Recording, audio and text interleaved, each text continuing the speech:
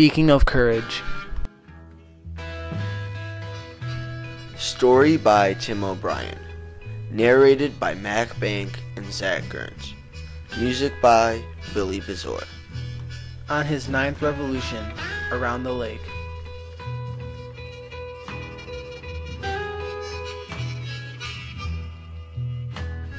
He passed the hiking boys for the last time.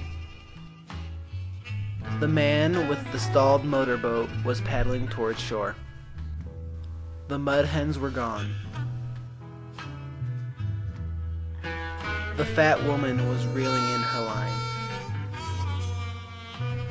The sun had left a smudge of watercolor on the horizon, and the band shell was empty. And Dr. Mason's sprinkler went round and round. On his 10th revolution, he switched off the air conditioning, cranked open a window, and rested his elbow comfortably on the sill, driving with one hand.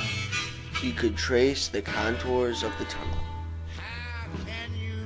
He could talk about the scrambling sense of being lost, though he could not describe it even in his thoughts.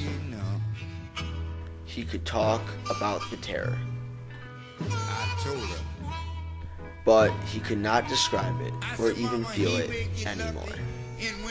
He could talk about emerging to see sunlight, but he could not feel the warmth, or see the faces of the men who looked away, or talk about his shame.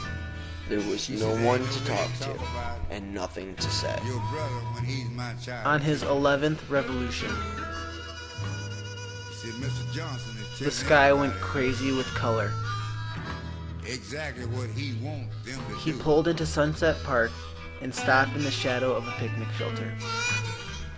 After a time, he got out and walked down to the beach and stood with his arms folded and watched the fireworks.